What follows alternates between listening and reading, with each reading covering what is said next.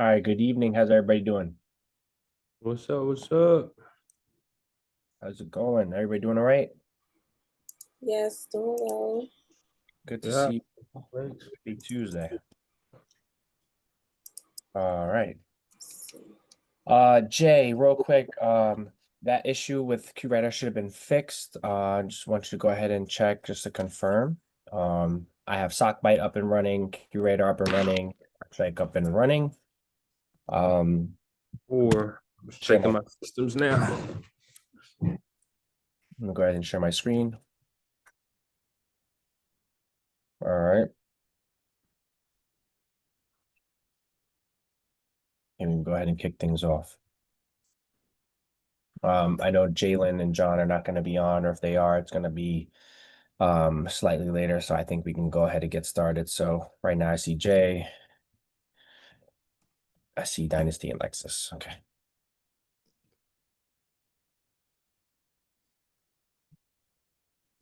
All right, cool. All right. So what I want to go ahead and start is congratulations, Jay, so that you got that Security Plus knocked out. That's awesome. Congratulations. Um, really proud to see you do that. It's kind of what I was hoping for you guys is, as you go through the program, you start simultaneously prioritizing certifications, but that should not be your core dependency. So you're doing the right thing. Super proud of you for that. And keep chipping away, keep showing up, and left foot, right foot, left foot, right foot.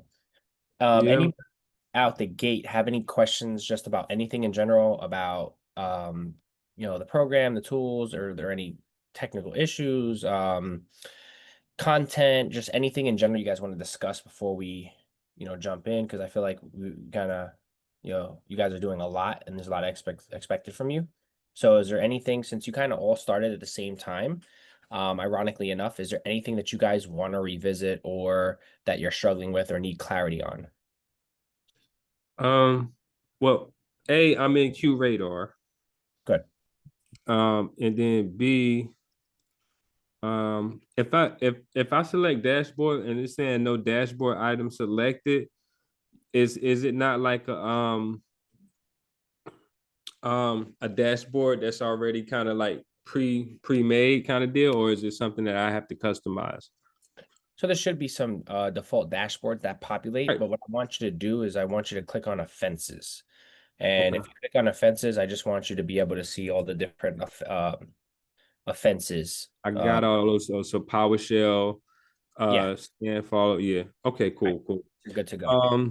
And the second one was I did have a little bit of I have more clarity on it now, but I did have a little bit of confusion about the differences between a threat hunt and a threat. Advisory. Say that again. I'm assuming you're gonna say threat hunt and an advisory. Right, in a threat advisory, right? But I do have more clarity, a little bit more clarity on it. But if it's anything that I would say for me that I would like kind of like to revisit, it would be the threat advisory part. We did the threat hunt with you, so I do have a lot of good, a very good layout as far as the threat hunt goes. And I was just kind of under the impression like that was the same, kind of the same process as the threat advisory. So for me, it would be threat advisors. I don't want to speak for no one else. Just real quick, if you hover into threat intel, you'll see this is where we would create a threat hunt or an advisory. So you can see here the report type, it says like alert or advisory. So an alert is a hunt and an advisory is obviously an advisory. Yeah. The threat hunts you guys are pretty familiar with, I think, at this point, just in regards to kind of like the workflow. We build a threat actor profile, identify IOCs, yada, yada, yada. The advisories isn't so much tracking a threat actor. It's more focused on covering a common vulnerability and exposure. That's the key term, and I want you guys to focus on when you hear an advisory.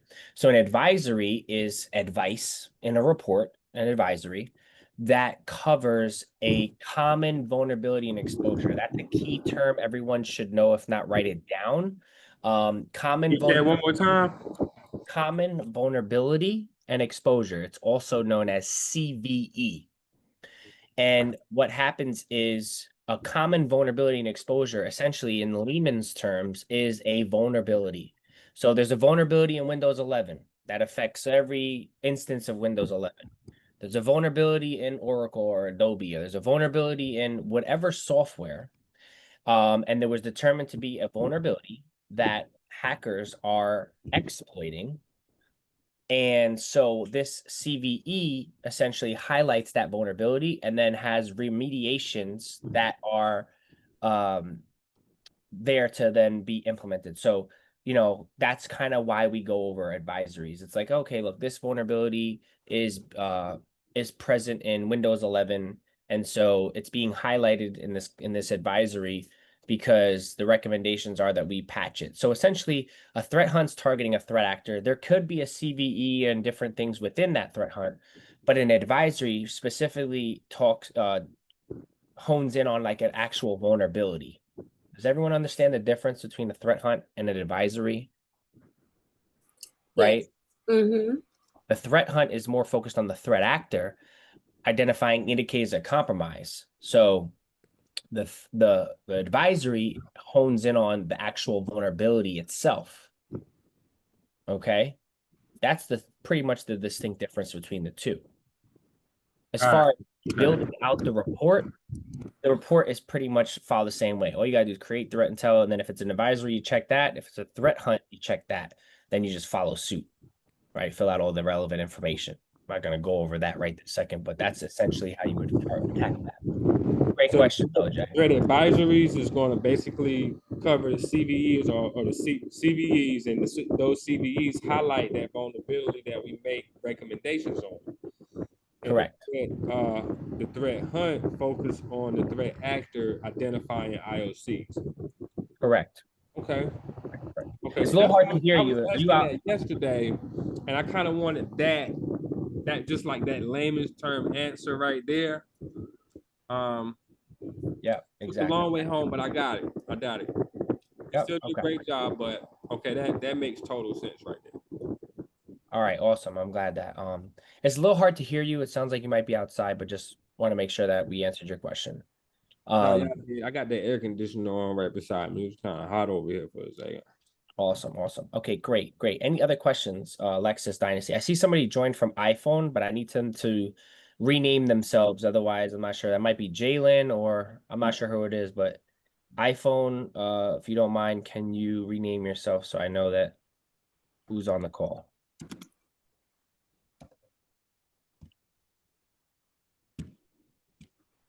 Meantime, Lexus, are you good to go? How's the trainings coming along? The videos, Dynasty, the videos, how are those coming along? I'll be honest, I've been slacking on the videos. I've been working a lot. So I definitely need to carve out time for that and just add a little more structure to my day, but I definitely plan to do that. Okay. I want to definitely see, because that's a requirement. It's super important. You could ask Jay and others, like they significantly help shorten the learning curve. So I want you guys to make sure that you complete them. So please prioritize them. The goal should be 3 a week. So for reference, Dynasty, I see you have a resume here. It's not hyperlinked. So when you have a moment, can you please hyperlink your resume and make sure you enable sharing permissions for me? Same thing with Lexus. I'm gonna make sure this looks like it's still not mapped. So I don't see your resume. But how do I get in a hyperlink? all you got to do is you got to highlight it, the word, and then you can hit this, and you can hit insert link, and then you put the link, and then you hit apply. Okay. Okay. I'm trying to figure out, like, where do I get the link from? Right here in the link. So you have to actually modify. So yeah, I'm saying, go ahead. Yeah, in order for you to do this, all you need to do is you go to the Dream Job course, right? You download a copy of the resume, you populate it with the information, and then you take the link, just like I'm doing right here, and you copy it. Before you do that, you should make sure that the sharing permissions are, go to share, and anyone with the link, and you make me explicitly an editor, right? Me explicitly, and then you hit done, and then you just copy link, and then that's what you, where'd I go? That's essentially what you're going to hyperlink here. So you do that, hit this, and then you just paste link, right? And then now I can go there. So Alexis, I need you to do the same thing, okay? The Dream Job course is going to walk you through your resume. You download the template, right? So all the recordings and the resume, LinkedIn, all of that is the first 30 days of onboarding. You guys are 2 weeks in, you know, give or take. So you got 2 weeks left to get it done. Okay. Right? It's extremely important for you guys to get off on the right foot. Because if 30 days go by and I don't have those documents and you don't have 500 connections, you're behind the 8 ball, right? That means you've been slacking. That means that you're not on track. And so you guys signed up for this. You guys want the success. Well, then you got to complete the deliverables in the timely fashion, because no job is going to say, oh, okay, it was due in 2 weeks and you need 6. Okay, have a good day. Right? There's deadlines. If you got to stay up till midnight, stay up till midnight. If you got to stay up till 5 a.m., stay up 5 a.m., get this stuff done. All right, cool. So there's that. If there's no other questions, I want to also talk about content. Okay. Content's extremely, extremely important. Just from me posting in the last couple of weeks, I got 3 interviews coming up. 3 interviews with huge hitters. Palo Alto, Amazon, and there was 2 others. Actually, one more. One of them is another tech company in New York, and then another one was with the New York Roadrunners. So, and that's from obviously like established profile, right? But the content is major, is a major part. I'm going to go ahead and share a link. I like sharing my friend Thomas, who is a recruiter, profile. Hold on, let me see where it is. Where'd he go?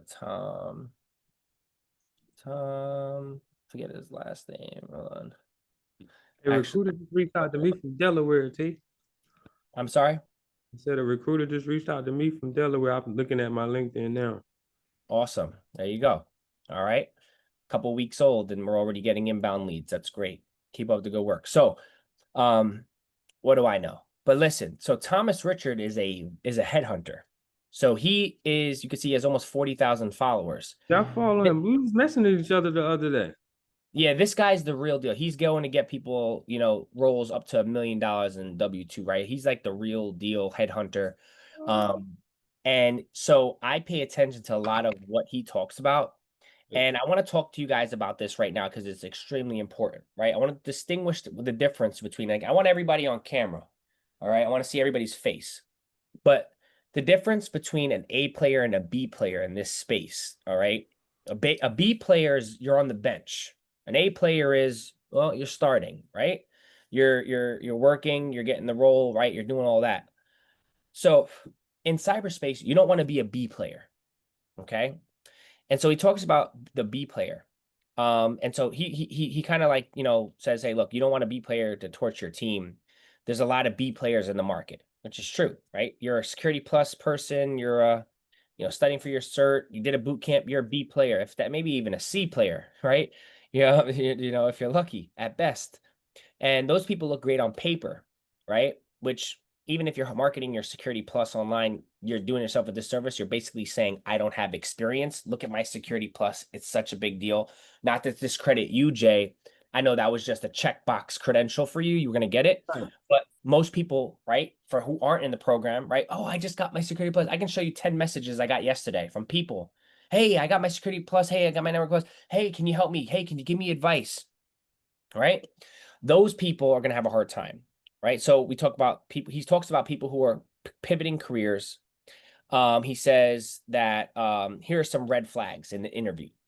He says that they're bragging about a cert that they got in 2017, right? That makes sense, because why does that matter? A certification that you got in 2017, it's just a checkbox credential, right? Nobody cares. The resume is loaded with buzzwords, right? So buzzwords like SIM, zero trust, threat hunting. But they flinch when you ask them to explain a real world scenario, right? He's saying B player. That's a B player, right? They list PowerPoint under their skills section, right? And the expectation is simple, right? If you can't build a PowerPoint or presentation in 2025, you're probably retired, meaning you're a dinosaur, or you're Googling what is phishing. Okay. And so he says, here are some real interview filters. He says, ask about real incidents. Well, how do you do that if you're studying for the Security Plus? Well, if you're in our program, you don't have to worry about that because we deal with that every day. All right, walk me through a breach and something that you've worked on, or a threat hunt. Walk me through an investigation. If they give you vague theoretical knowledge, start reciting CISSP flashcards. They're not in the trenches. Ask about the tools and then go deeper. You use CrowdStrike, cool. What telemetry did you pull? How did you pivot from it? Right? When we're doing that sweep, using a CQL query, and we're looking for indicators of compromise, specifically remote IP addresses, specifically hash values, domains, URLs, right? Talk about that, right? Go a little deeper. That's why I have you guys break down the actual query, understand the logic, and tell me what you're expecting in the actual output. If there's output table, and then piping the table with what output we want in those parameters, right? Reasoning for this. All right. If they fumble, that's probably because they listed this keywords on their resume to make it keyword friendly.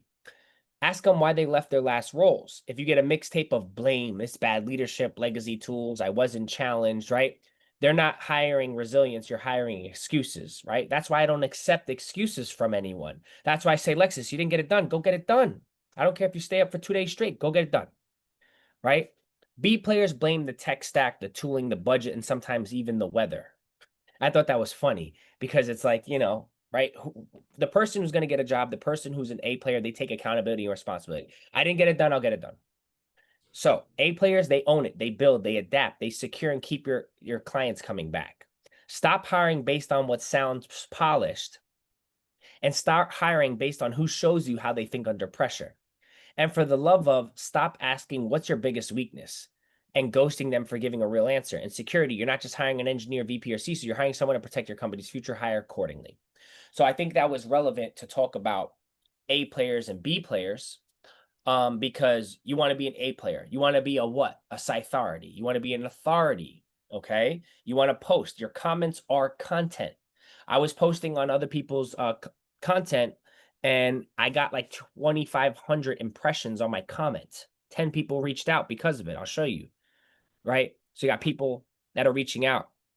Hands-on experience. Look, I was reaching out today because I'm currently in school for my bachelor's and I want to get hands-on experience. What best steps do I need to take or begin? These people are so far behind, right?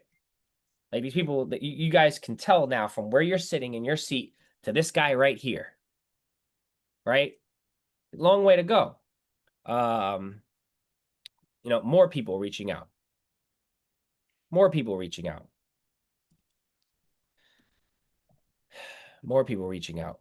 More people reaching out, right? So the point I'm trying to make, reaching out. The point I'm trying to make is be an A player, be an authority, okay? And the only way that you can accomplish that is by working in the trenches, which you guys are, but then being able to articulate that, all right, on paper, and being able to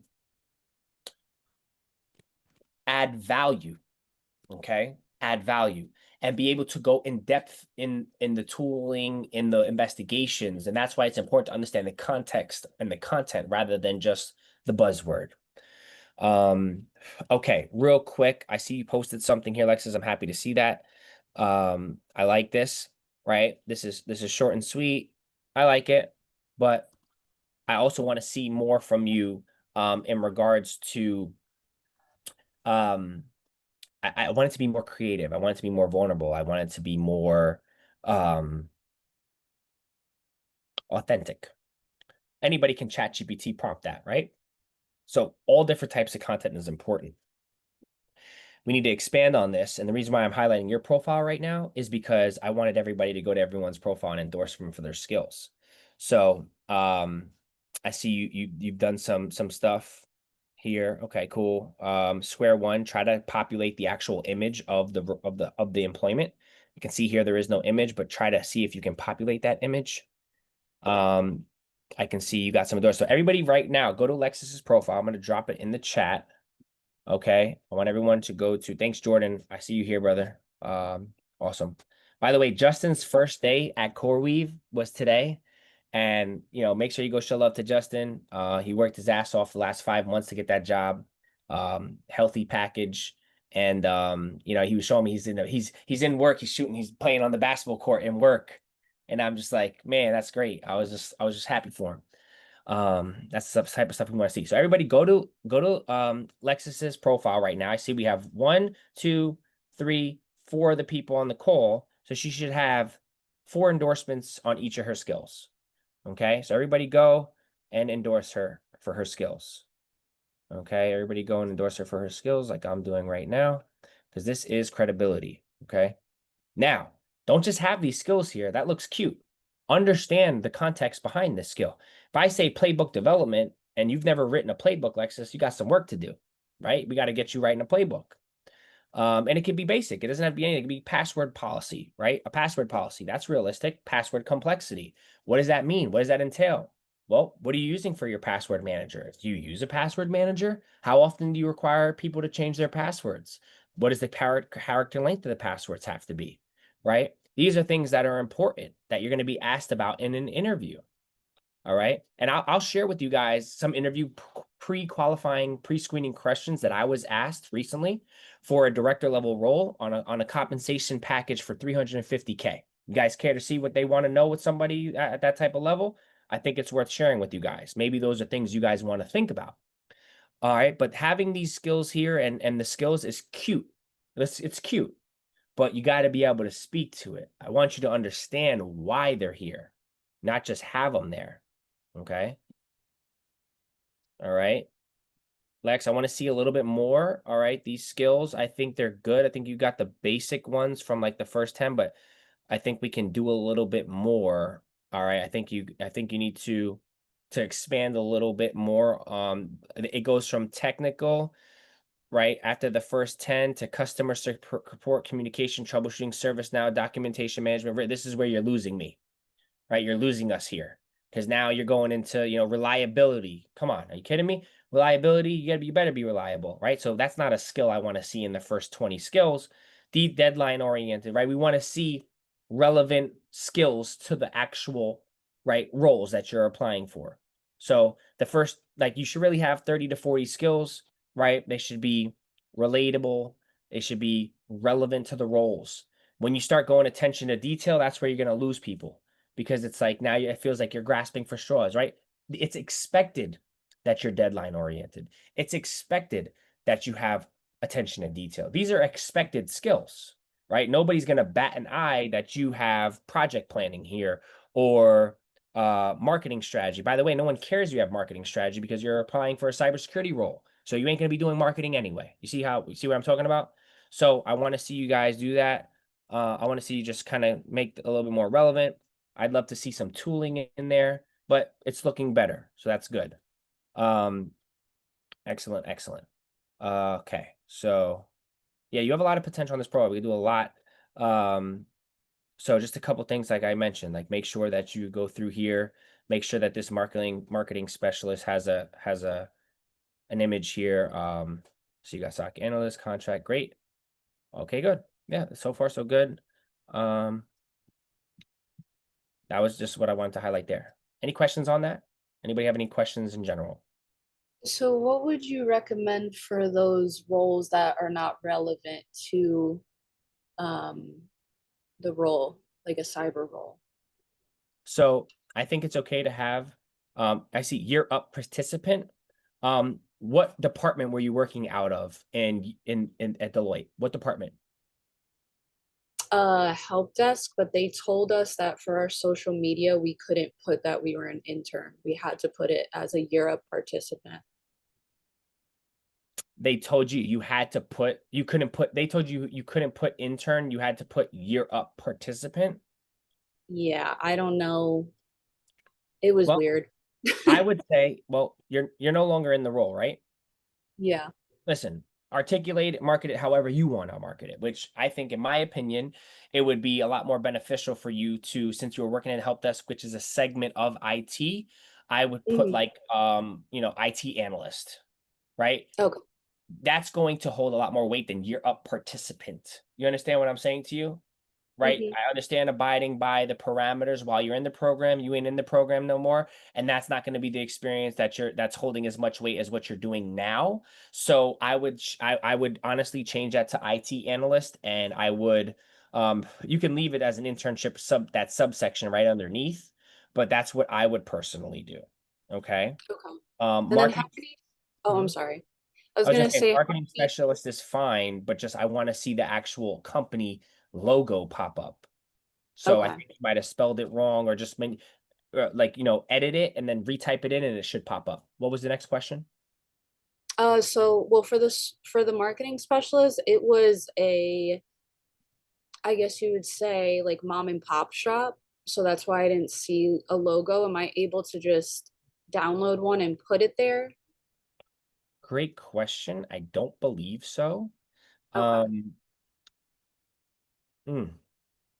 Yeah, this wasn't like one Can of you do your. me a favor? I mean, this isn't so important, but if it's a small mom and pop shop, maybe you can reach out to them and say, hey, can I make you guys a LinkedIn profile? Okay. The reason why it's not popping up is they don't have a LinkedIn profile. That's probably why. So even Mm-hmm. ask them, can you make a LinkedIn profile? Or if you want to take matters into your own hands and just write, hey, would you guys be open to me creating a LinkedIn profile to help you guys just have some presence online and kind of helps me be able to articulate my experience a little better and make it more legit, right? And then you could even go a step further than that and say, hey, could I send you, John or Susan, a recommendation request to talk about what I did and just so I can have that reference and referral on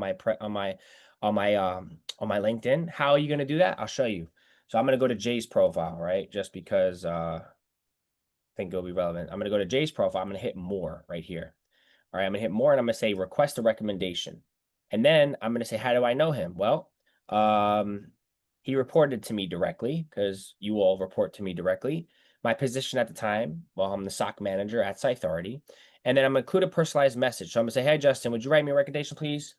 If you wouldn't mind, can you please talk about how your experience has been in the program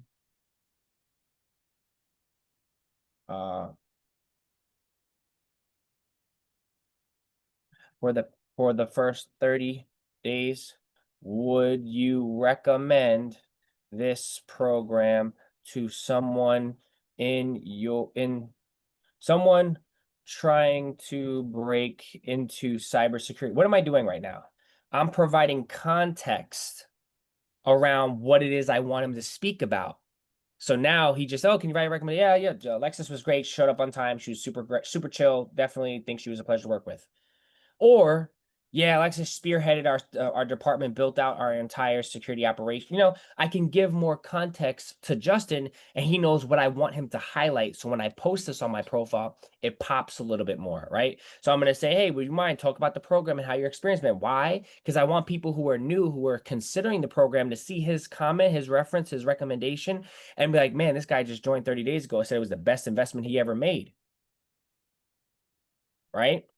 So anything else you feel would help others who may be on the fence and want to secure their future? Thank you in advance. And now what Justin's going to get is a DM, right? He's going to get a message in his messaging right here that looks like this. And all he has to do is click on the link and it's going to show my request, what I'm asking. Hi, Justin.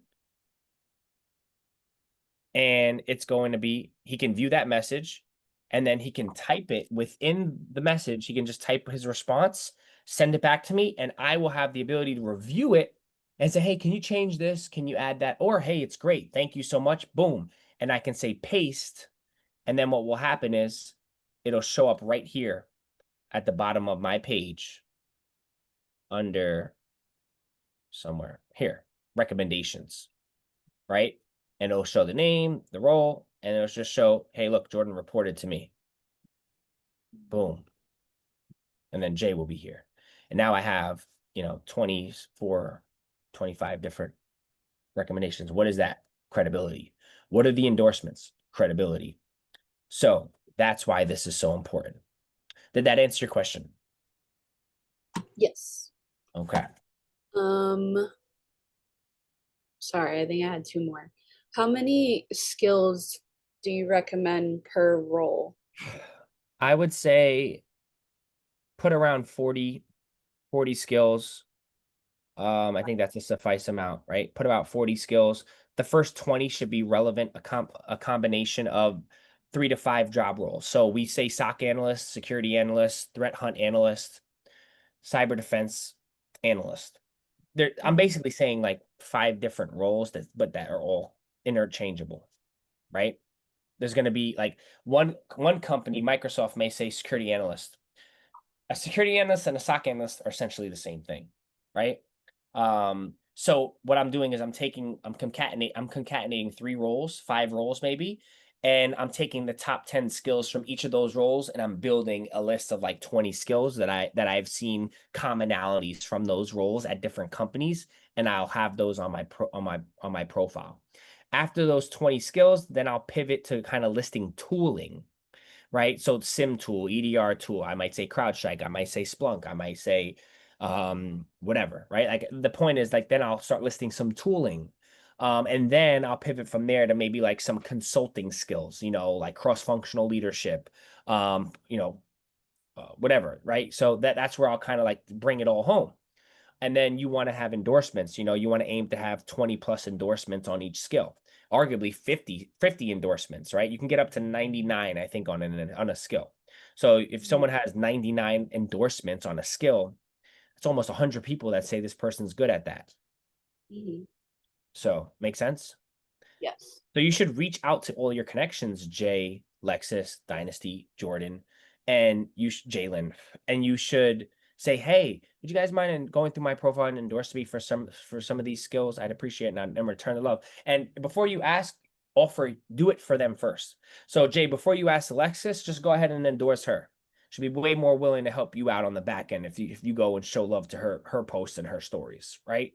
So that's a hack for you guys to start, implementing right away. Any questions on that? You had another question, I thought. That was 2. So did you have one more? Yes, it's actually regarding the YouTube channel. Okay. So I came up with a name. Hopefully it wouldn't be offensive. I was thinking Cyber Bible and doing more so like very beginner friendly like terminology and I guess different ways to combat threats for people who are beginners to the field. So I was wondering your thoughts on that. I love it. And I think the hell with them if they're offended. Let them be offended. I like it. Okay. Cyber Bible. I like that. Yeah, I think that's cool. I really like your niche, by the way, too. Yeah, I think that's great. Cyber Bible. It's like, it's like a manual. I like that. So yeah, I think you need to get that up and running as soon as possible, like tonight. And start posting content, right? Start posting content, y'all. Listen, start posting content. I'm gonna keep it real. Like I don't give a damn about offending people. My whole thing is this: do what works. And so, we have a bunch. We have some young women in our program, all of which who are extremely intelligent and extremely beautiful women. And I think that this industry is a white male dominated industry. That's what cybersecurity is. It's a white male dominated industry. So work it, right? Work it. I tell people all the time. I used to tell because most of our community is minorities, as you can see on the call. And within our community, we're primarily made up of a lot of Black and Hispanic BIPOC professionals, which I love and I'm super passionate about. And so what I tell everybody is specifically around the topic of DEI, which is under attack. I tell everyone, you have to come in skilled and qualified regardless, right? That's the most important thing. You come in skilled and qualified regardless, and then you let DEI work on the back end. Then let being a woman work in the back end. Then being a Black professional work on the back end, right? You have to come in skilled and qualified regardless, because this is a mission critical role. So I don't care if you're black, white, purple, green, orange, yellow, doesn't matter. Woman, boy, girl, trans, lesbian, bi, it doesn't matter. Be qualified, and that let all of the acronyms and accolades and DEI and all that work on the back end, right? Because when you work and operate like that, then companies don't have a choice. They have to hire you. But if you lead with, I don't want to say a disability, but if you lead with anything but skills, hoping and wishing that that reparation or that, metric or benchmark or quantifier is going to do something to help you, you're going to be sadly mistaken, right? So what you want to do is you focus on being skilled and qualified, and then let the metrics on the back end, right, help you on the back end, because then companies don't have a choice. So I think work it. I think that's a great name. I think put your face out there as much as possible, because you're a young, vibrant woman. So you're going to grab a lot of attention and visibility. Same with you, Dynasty, right? Same with you, Jay, with the beard and everything. You know what I'm saying? Like, people want to see that. All right. You may want to say, listen, guys, I want to talk to you about the latest cyber attack brief. But before we do that, I'm using this new beard balm, and it is absolutely great. But back to the threat actor. All right. And so that's what I'm talking about when it comes to being creative, being unique, being vulnerable, right? You have to document this. Like, it goes such a long way. So post that on YouTube, right? Then cut that up using Opus clips and have it generate 10 clips. You share that on LinkedIn. I've been starting to do that now. I'm realizing now people are starting to become a little bit more open. And now, instead of just seeing posts like this on LinkedIn of the conference and the boardroom, you're starting to see posts like, what else are we starting to see? Starting to see different things, like someone's book stack and their home lab set up.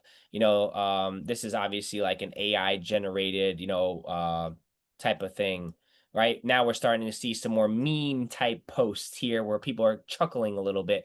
What else are we seeing? We're seeing a little bit more of like, personal, like video and giving some advice. This is Dom, one of my first intern, and people that I mentored, got a job right out of high school 3 months before he graduated. What else? Now the content and what's acceptable, being if it wasn't acceptable, the hell with it. But now LinkedIn is starting to transform. Like, look at these memes, right? You appeared in 367 searches. Whoa, this is worthless. Like, this is just a meme, and it got 300 likes. You know what I mean? So these types of posts are vibrant, they're vulnerable, they're unique, they're creative, right?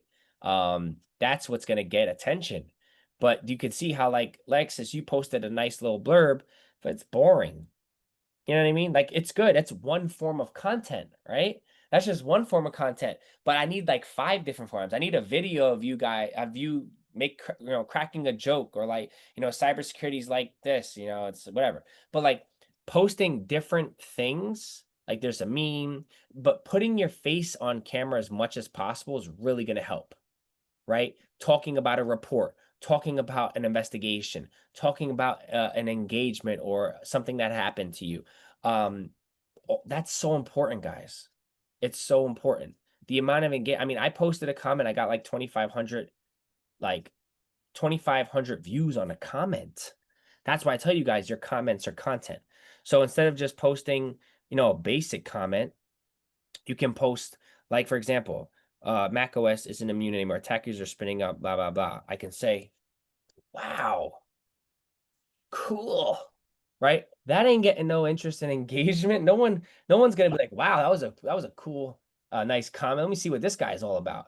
They're not even gonna bat an eye at that, right? But if I open up her post, I'm like, okay, impersonate last press once installed, and kind of be like, DM for real world cyber threats you should know about, and then say, just valuable input. Most people, and I'm not going to put, most people don't realize the greatest threat to an organization, you want it to be relevant, is not the latest 0 day. It's an internal threat, right? So like this is actually relevant because why? She's talking about Mac OS because most people had the sentiment was Mac and OS operating systems iOS can't be hacked, right? Atomic Stealer, trusted LastPass, right? Once installed, exfiltrates passwords. The lesson: never trust download links from searches of random repos. Always verify. Well, you realize the greatest set of work is not a 0 day. It's an internal threat. No days. Look at this. Look, and this doesn't even have a lot of people engaged. No days off in cyber, right? Someone's gonna go by my post and be like, most people don't realize the greatest threat is not the last 0 day of internal threat, no days off. Huh? Who's this? Oh wow, SOC manager. Let me click on his profile. That's gonna get way more than like, wow, super, right? No one's gonna be like, that guy knows what he's talking about. It's just, or if I just go like this, look, congratulations, right? No one's like, everyone knows that this comment is a easy response. It's an easy reply response. It's congratulations, right? That's what it is. Look, if I hit comment right here, like I literally can post. So you guys catching my drift? I feel like I'm talking too much on this, but you guys catching my drift? Like you see people's posts, comment on it. Oh shit, 629 people, right? Comment on it. Okay, may they rest in peace. Well, that's sad, but right, comment on these posts. It goes a long way. Okay, I'm gonna prove you an example right now why it goes a long way. You guys see this Marist University right here? All right, Marist University. I went to Marist University in 2012. The day I graduated high school was the day I went to college. I had a full scholarship to Marist University. Okay, full scholarship to this school. And on my last day of school, I was terminated and arrested and put in jail for a crime I didn't commit. It was for a gang assault. That's what I was being accused of. There was a fight off campus. Someone got hurt really bad, said that I was involved, right? And so they arrested me, took me to the Dutchess County Jail, and I was being accused and essentially facing 3 to 15 years in prison for a gang assault charge for a crime I didn't commit, but I lost a full scholarship. And so, long story short, I ended up beating the case, maintaining my innocence, thank God. Otherwise, I wouldn't be here today with you all teaching cybersecurity and working, my career because I would have a felony and I wouldn't be able to, right? So I'm very thankful for that. But the funniest thing happened, right? This school terminated me and said that effective immediately, I am no longer allowed to step foot on campus indefinitely. I got that letter when I was in jail, literally. I got a letter in jail from the school saying I can't come back. Oh shit, that's great. I'm in my cell. I'll be lucky if I get out of here, let alone come back to your campus, right? To go to eat in the dining hall. All right, now I'm sleeping on a bologna sandwich as a pillow. So, funniest thing happened though, because I ended up beating the case, took a year off, beat the case, went back to school.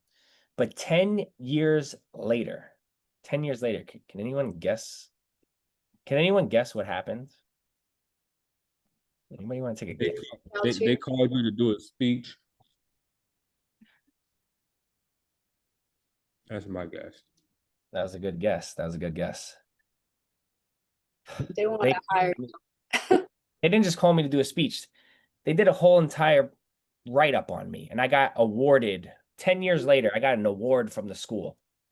It's for the record. Fighter for freedom and the underrepresented. And this was a story that these people came, they sent the whole entire crew to New York City, met with me in an office, and they did a whole write-up on me. And, it talks about my struggle. I remember this. I remember there was a few phrases amongst this one that he said as he stepped back onto the Marist College campus. This wasn't your typical alumni. Marist was Sims's home at one point. Sims attended Marist for a year from 2012 to 2013 due to a gang assault C felony charge that stripped the 18-year-old of his academic grant support that he had in college. He took all sides to get Marist, all sides for Sims to get to Marist, but it took even more for him to recover from a crime he didn't commit. And so grew up 200. So the point I'm trying to make is 10 years later of me putting in work, right? Of me adding value to my community, my ecosystem. This school that terminated me effective immediately, where I lost a full scholarship, invited me back to speak and do a program for their higher education opportunity program, and then did a whole entire documentary on me and shoot in New York City in my office. I think that's a testament to hard work, dedication, resilience, and consistency. Hi, my name is William Sims, and this is my story. Where I come from and how I grew up was, underrepresented, underprivileged, single family. I never even seen this video. 200% below the poverty line, and which is why I was lucky enough to be afforded a HEOP scholarship at Marist College. Coming from an underrepresented background, underprivileged, I was forced at an early age to learn how to get acclimated in any environment. And so when you grow up a minority amongst minorities, you kind of learn how to get acclimated in different environments. And so that's definitely been one of my greatest strengths, moving into like the corporate world and my professional career. And so, I chose to go pursue a career in technology, specifically in cyberspace, to kind of ensure, my career and financial stability. And I think since then, I've been able to transcend the trajectory of my life and others. The Freedom Unit is an online cybersecurity and professional development training program for high school, college students, and mid-career professionals looking to pivot into cyberspace. And so we've partnered with different schools, different school districts, non-for-profits to expose, educate, and empower the next generation of technology scholars and professionals. I would say that the reason why we do what we do is because we want to help expose, educate, and empower the next generation, right? When we talk about technology, when we talk about the future of work and the future of technology, you can't mention, any industry without mentioning cybersecurity. And if you're paying attention to what's happening in the world and you're looking at headlines, cybersecurity is the front line of defense and the backbone of every industry. And so I wanted to start a program that'll expose and shine light on these skill sets, but also empower students so that they're not being taken advantage by the technology, but they're leveraging the technology to work for them. If I didn't go through some of these things growing up, I wouldn't be who I am, right? And so you can live your life with regret. You can choose to live your life feeling sorry for yourself, but at the end of the day, no one's coming to save you. You have to be that differentiation. You have to take ownership of your circumstances. Anyway, I wanted to share that with you guys because it's this was a big my fault. Good stuff, man. Good stuff. My fault, y'all. This skill set not just changed my life, but it changed a lot of people's lives. And this school was one of the best things that ever happened to me, despite at the time this was the most difficult part of my life, at 18. But the point I'm trying to make is that you guys need to wake up every single day and execute, because 10 years went by and there was no acknowledgement, right? Despite me maintaining my innocence, there was no acknowledgement. And then they came back, invited me back, and of course I went back, right? And so the main thing I wanted to highlight is just the resilience, right? And the showing up every day and the fighting the good fight. Because that's what people are going to remember. People are going to remember that. And, a comment that you leave on someone's page, a video walkthrough, this is me being vulnerable, me being me. So, I want you guys to take your life by the horns. I want you guys to really, believe in yourself. And because you never know who's going to see this. And all of you have invested and sacrificed a lot to be here. So, you know, make it count. That's all I'm saying. Make it count. Because you don't know who's watching, you don't know who's seeing your stuff, you know who you're inspiring, you don't know who you may be helping.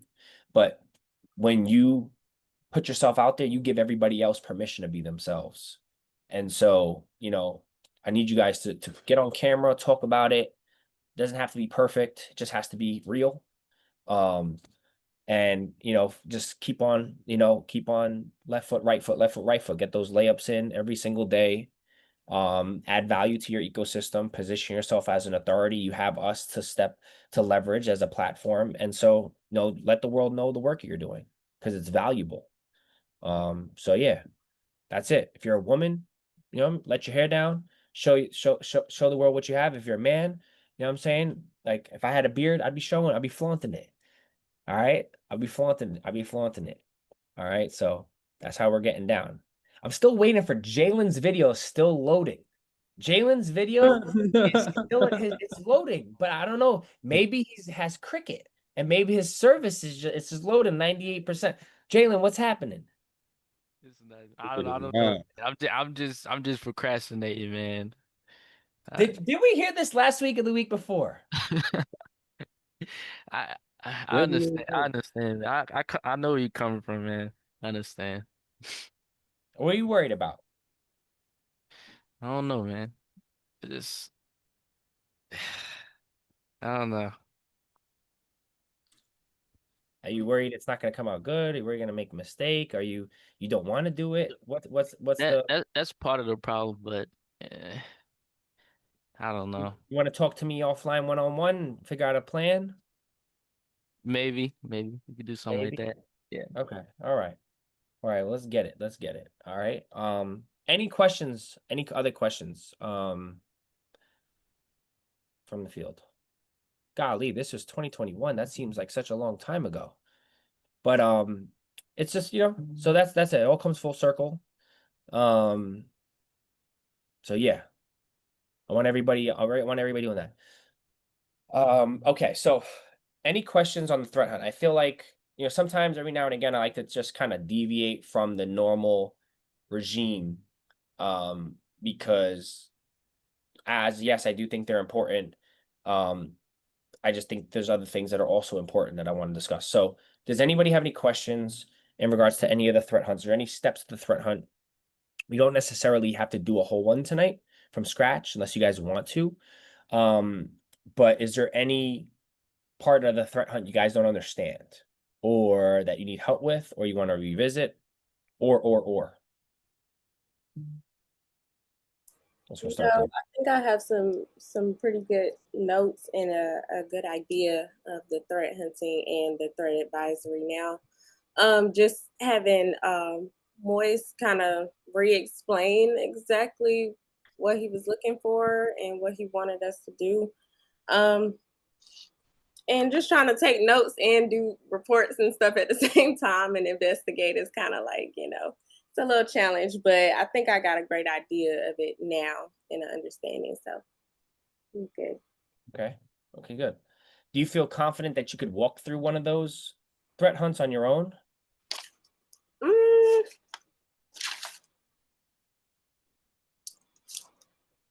Like if I said, pick a threat actor and walk us through, you know, the different phases of like a threat hunt, which there's, you know, 5 or 6 phases. Like, would you feel confident on knowing where to start? I would, specifically because I have like the notes and I did like a step-by-step. Well, that's I mean, that's good. That's good. The notes are good for reference and you should. You know, when I first start any job, I take hand notes as well because that helps me. And then I just follow that process and you do it over and over. And then there's the more you do it, the more you start to, you know, not need to reference the first couple steps. Oh, I remember step 1, step 2, step 3. What was it? Let me go back. Oh, okay, this step. Okay, cool. So that's essentially that's what I'm expecting you guys to do. So I think the answer is yes. So and one thing I also want to say is like when you're talking to anyone, right, in a job, in an interview, conviction is so important. All right, B players are going to be questioning their own answers. I think I could, you know, if I really put my mind to it. I think I kind of can if I actually think about it. But an A player is gonna say, yeah, absolutely, most definitely. You know, and it's okay to have notes, but conviction is important. Like a lot of times we're talking to people and we overestimate the person sitting across from us capability and underestimate and undermine our own. This person across from us puts their pants on in the morning just like we do. Matter of fact, they got more hair on their legs. Who the hell are we to sit here and act like that person is better than us? Well, we intimidate ourselves, right? So you got to be confident. It's so important because you could say the wrong answer, you could say the wrong thing. Nobody will really know if you're confident. And even if it's not the right answer, your confidence will also trigger like, oh, okay, like wonder why this person's thinking, hey, where did you come across that? Why do you think that? So like it's intriguing. Like when you're confident, just it changes the whole perception.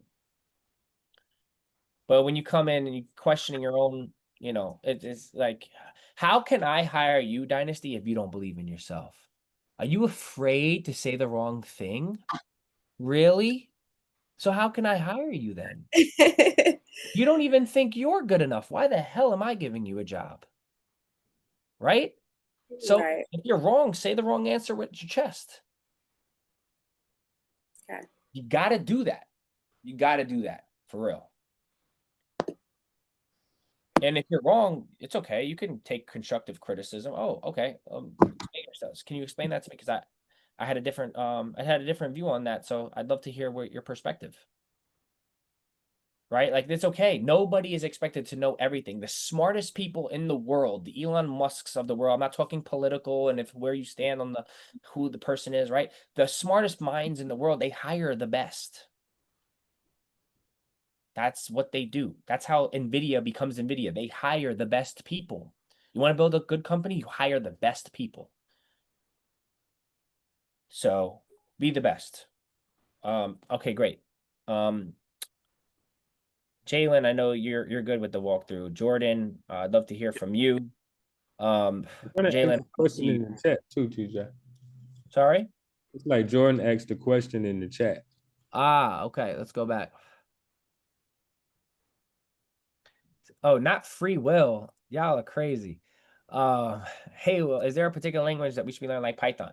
I think Python is a great language to learn. In none of my roles have I ever had to like on a day-to-day basis code or program. So I think and Jordan is tapping in from a cruise ship right now in Hawaii. So shout out to Jordan. That's good there. So I appreciate you stepping away from the Dolphins to do a threat hunt with us.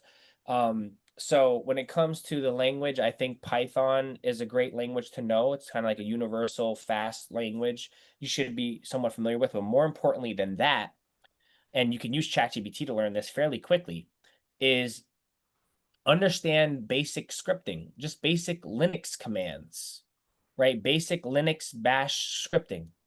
Because that's just like a standard foundational, like anybody can do that. Like what is an ls command? It's the list command. What is cd? Change directory. What is pwd? Present working directory. What is, chmod? Change modification to the permission level, right? So that is, here you go. That is like basic fundamental knowledge.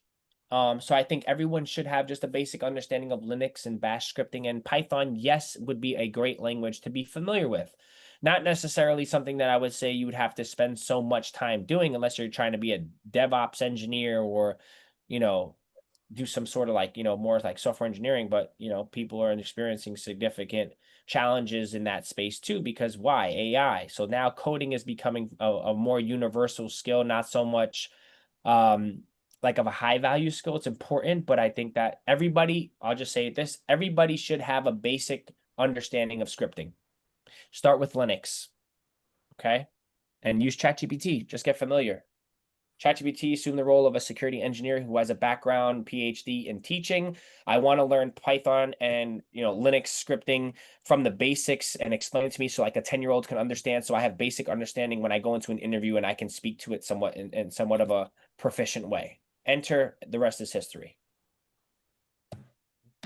Good question.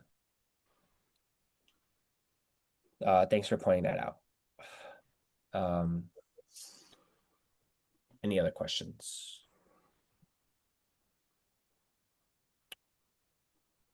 From anybody?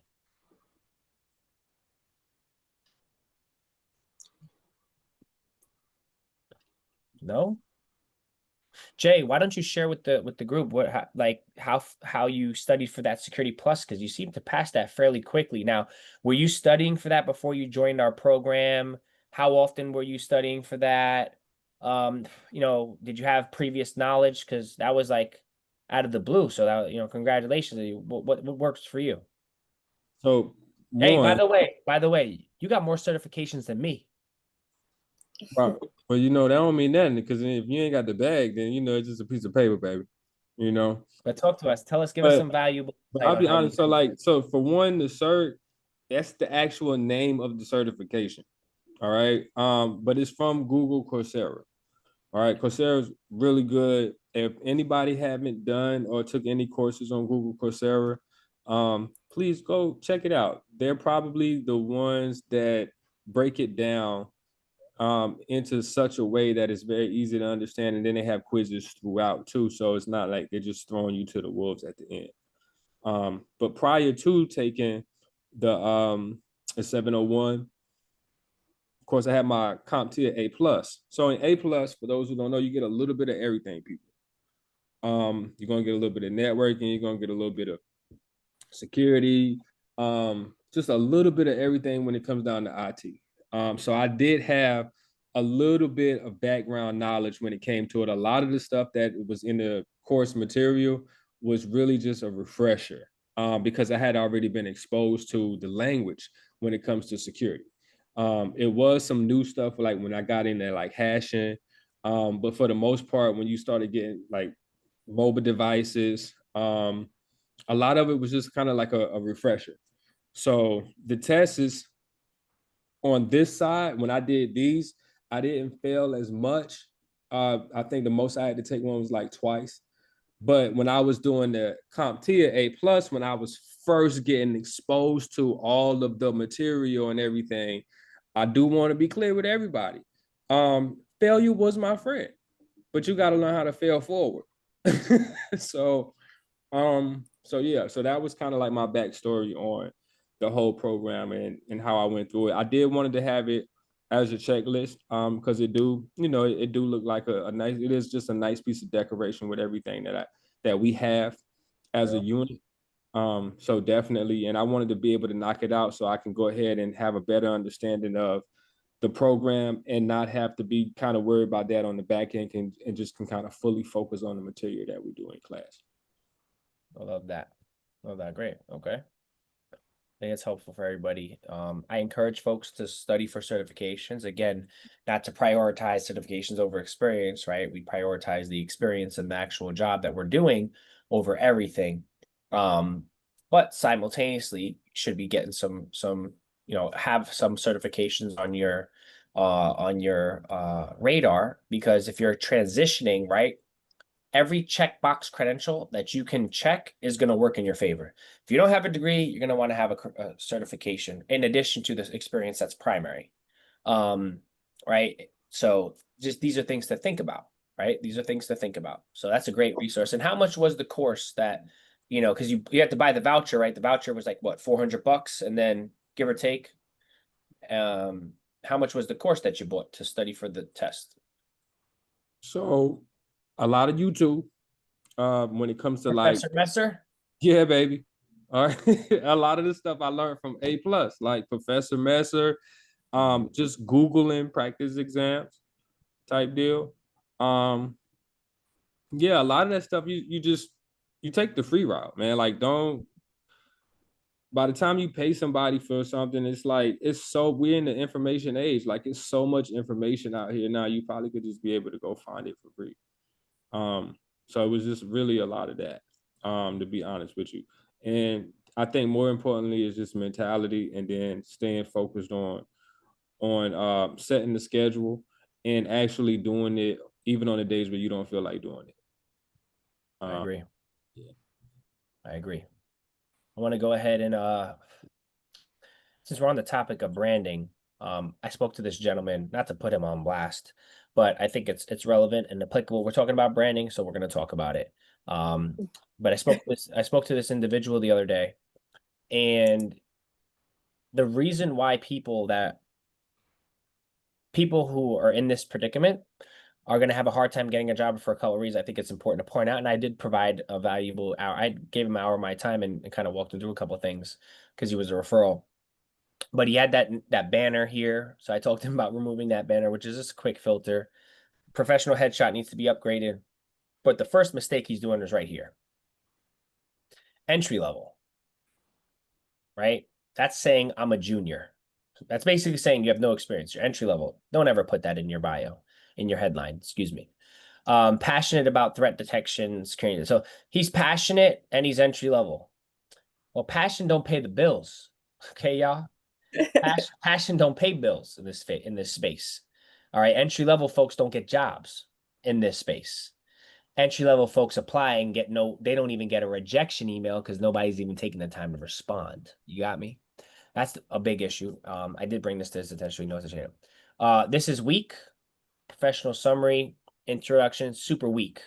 I can't tell what he does. All I know is he's an apprentice. Apprentice, entry level, junior, junior, squirt, no job. Right?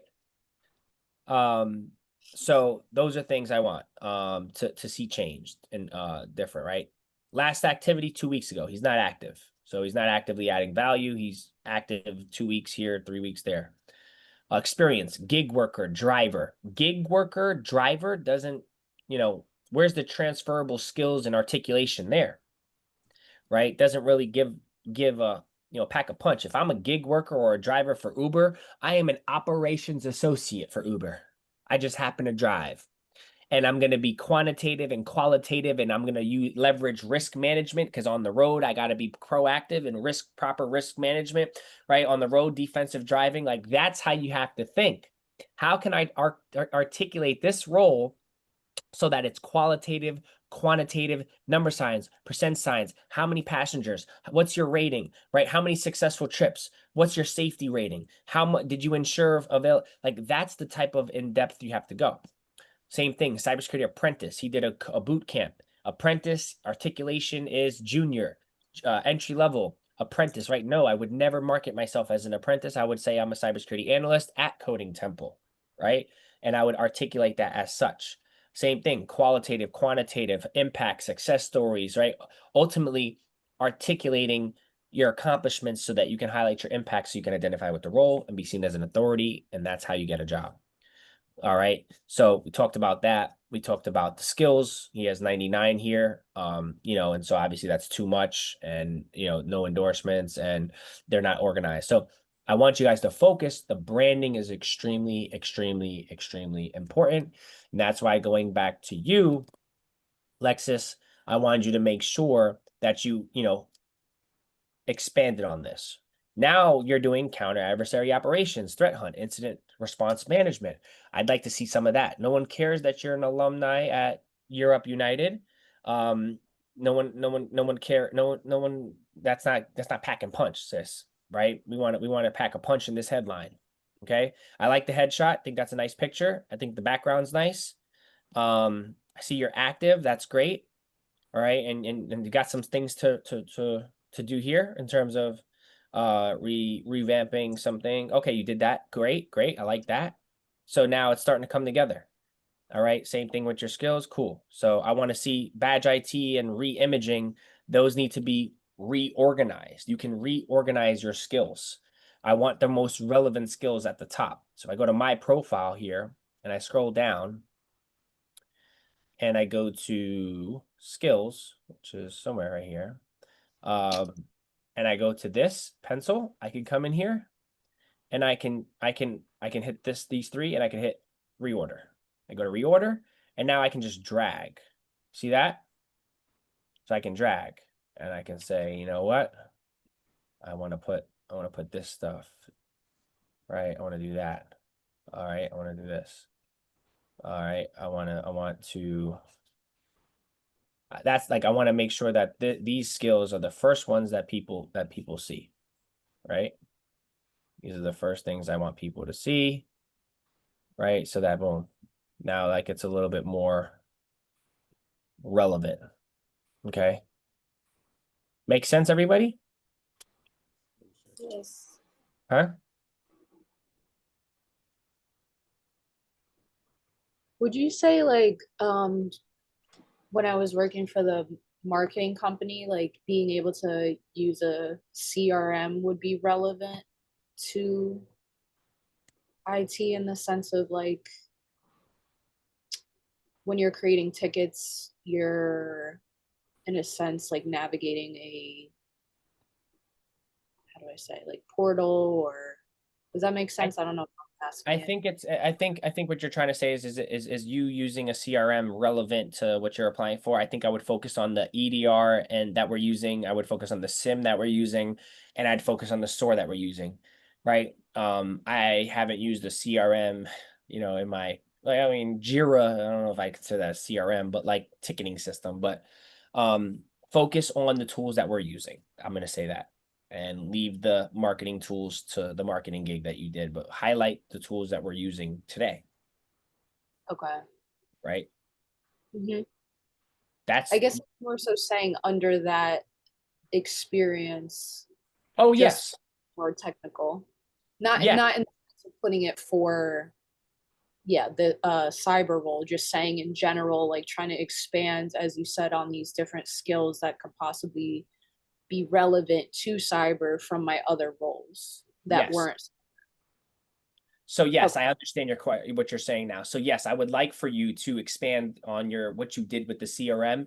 And essentially, I would like for you to extract those accomplishments, success stories, and impact, and articulate that as if it was an EDR or a SOAR or a SIM tool, essentially, right? I want you to focus on the KPIs and the metrics that you were honing in on when you were using the CRM. Does that make sense? Mhm.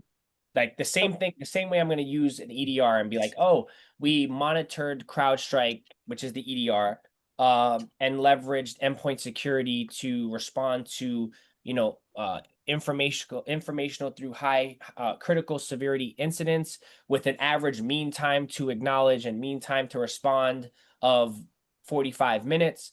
The same thing I'd like for you to do with respect to the CRM is leverage, you know, go high level CRM or Salesforce or keep CRM to, track and manipulate data within the environment to project sales revenue and to increase by 20% quarter after quarter. Got me? Like that's how I want you to kind of speak to it, Okay. right? And that goes for any tool, any transferable skill. If you're if you were doing something, a teacher, if you were doing sales, whatever sales software you were using at T-Mobile, whatever tool you were using at your previous role to do your job, I want you to speak to it quantitatively and qualitatively. Dollar signs, percent times, highlight your accomplishments, success stories, and your impact. That's what remember that success stories, your accomplishments, success stories, and ultimately your impact that you're highlighting to articulate so you can identify with the role, which is a job description of bullet points, responsibilities, qualifications, right? That's how you're going to use every single role is going to be used the same way. Okay. That's a good question. Good question. Thank you. So our portfolio, right? Our resume, our LinkedIn, they have to be superb. They have to be stellar. They have to be flawless. Okay, right? The content that we're posting has to be flawless, Jalen, right? Not in the sense that it has to be perfect. It can be imperfect, but the content that we're posting has to be relevant, has to be creative, has to be authentic, and it has to be vulnerable. Like those three things, creative, authentic, and vulnerability in our content really go a long way. We got to post. All right. So having that YouTube channel is key. Getting on, recording a video walkthrough of the MITRE ATT&CK framework. All right. Actually, I'm gonna assign a deliverable to all of you on the call right now. Okay. Side project. I'm gonna give you guys all a deliverable right now. Okay. Couple frameworks I want you all to understand. So I'm gonna give one to Jay. This is gonna be yours. It's gonna be OWASP. Okay. So I want you to create, and some of these we already have, okay? we actually have some of these in our portfolio.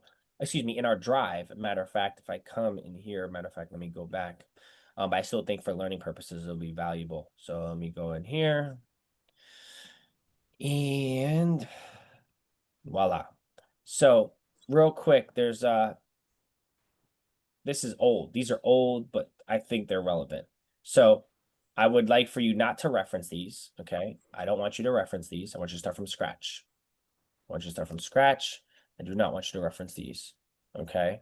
So let me go ahead and do this. So, but what I'd like for you to do, Jay, is there's a framework called the OWASP framework, okay? And it's essentially a framework that is an overview of the top 10 vulnerabilities, okay? So this is a framework everybody should know, all right? OWASP framework, that's going to be yours, Jay, all right? So I want you to focus within the next week. So this time next week, I would like to see a deck anywhere from 7 to 10 slides.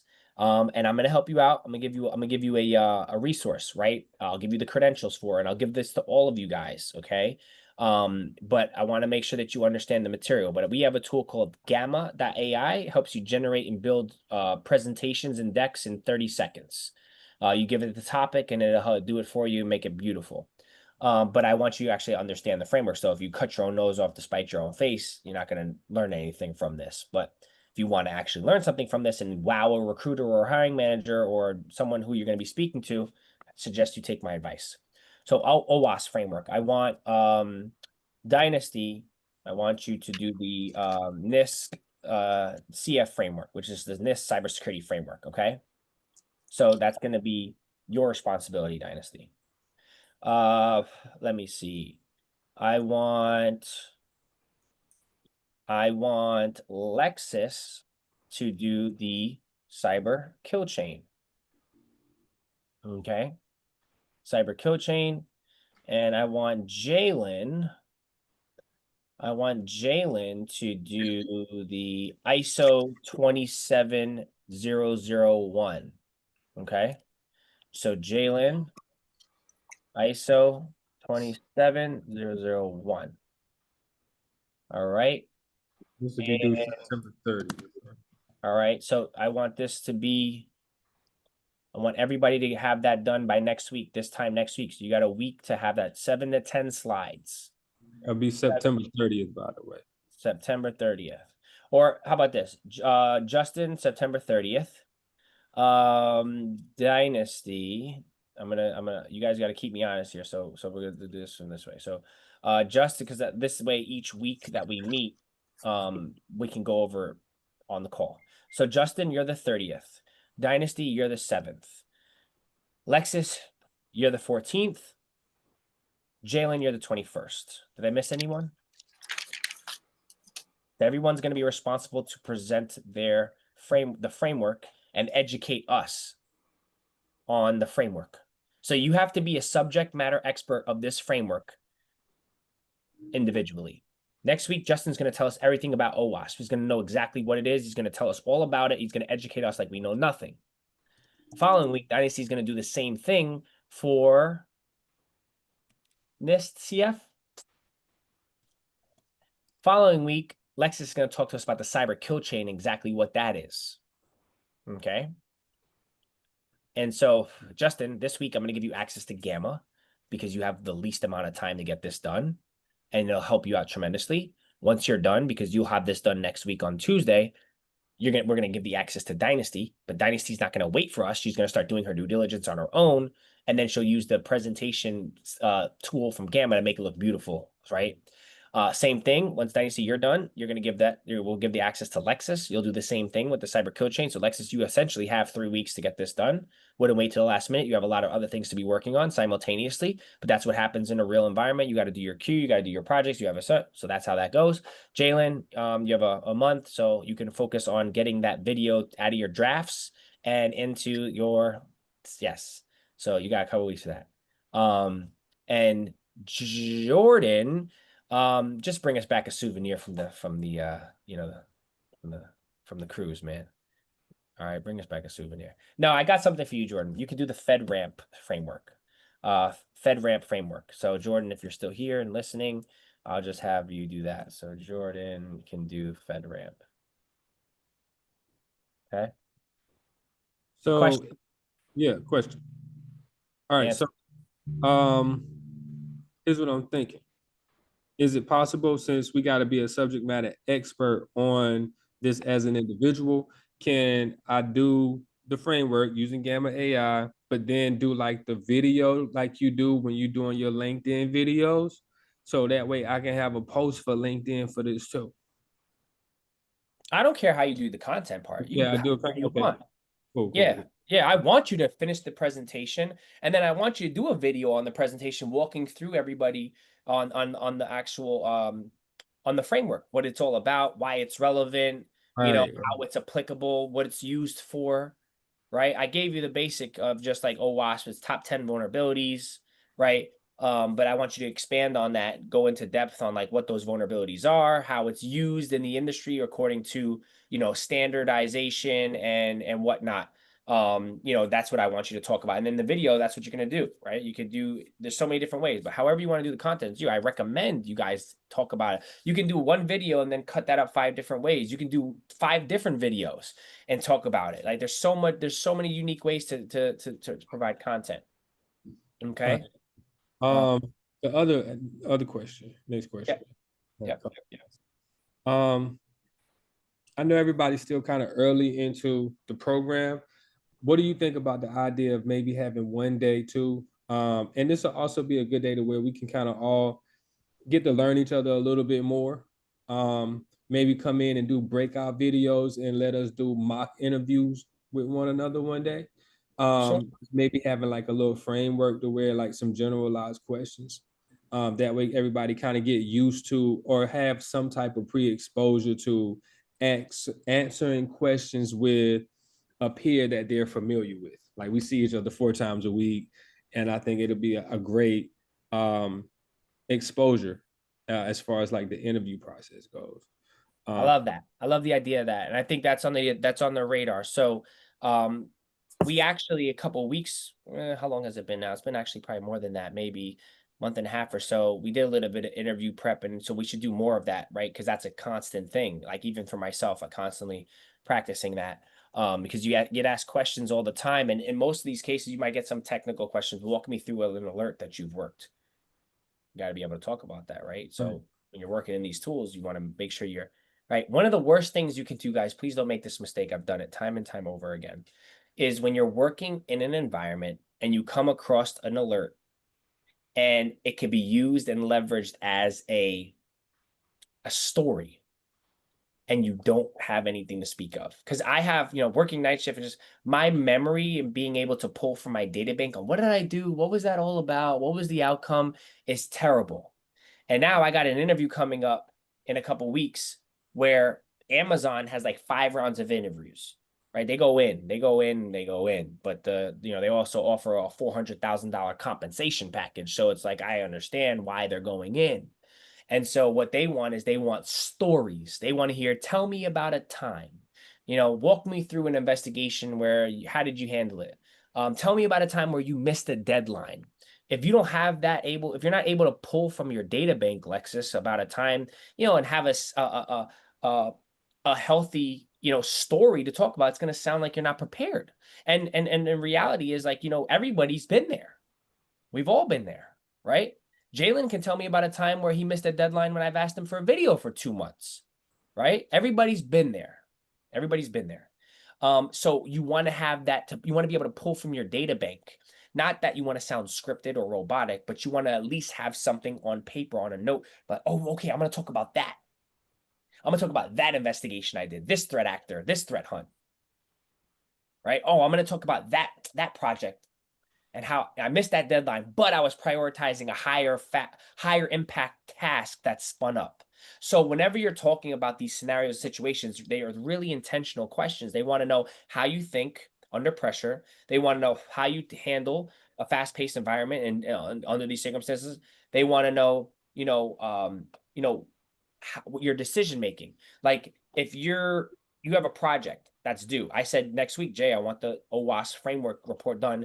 And let's say a critical incident spun up in the environment where he had to then stop what he's doing. If he said, well, no, I got to get this done tomorrow. Yo, John, you handle it. And went back to doing the framework, he probably would be not in good shape. Right? Because the critical incident, that should take priority. And yeah, maybe you missed the deadline by a slight bit, but that needed to be addressed. Right? Now, there's just so many different stories and scenarios. Clients, hey, have you ever had to deal with a difficult client, and what was your resolution? What was your resolution? What was your strategy for dealing with that client? So that what was the outcome? So you want to be able to speak to that. You want to be able to have something to pull from your data bank and walk them through your story, and they want to know about the STAR method, which is situation, task, action, and result. And so that sounds complicated, but you're just going to say, oh, well, I was working in the SOC on shift where we were using CrowdStrike. That's a situation. The task is we had to conduct a threat hunt on this particular threat actor called Blippy Spider, right? That's the task. The actions are we had to initially identify indicators of compromise, and we did that through a variety of different open source sources. One being CrowdStrike, the other being other media outlets and vendor threat actor reports. So we were able to identify 1,000 indicators of compromise, right? That's the action. And the result is by the end of our investigation, we were able to successfully implement blocks to our block list, which was comprised of domains, URLs, and IPs, and we blocked over 1,000 indicators of compromise to strengthen the security posture of our organization and environment before those potential, vulnerabilities and indicators were exploited. Right? That is a way for you to leverage the STAR method and have a story to talk about. But if you're like,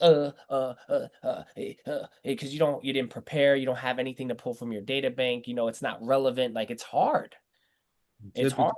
Me too, because I've trained a lot of individuals when it came to interview methods on the STAR method. They go through it great.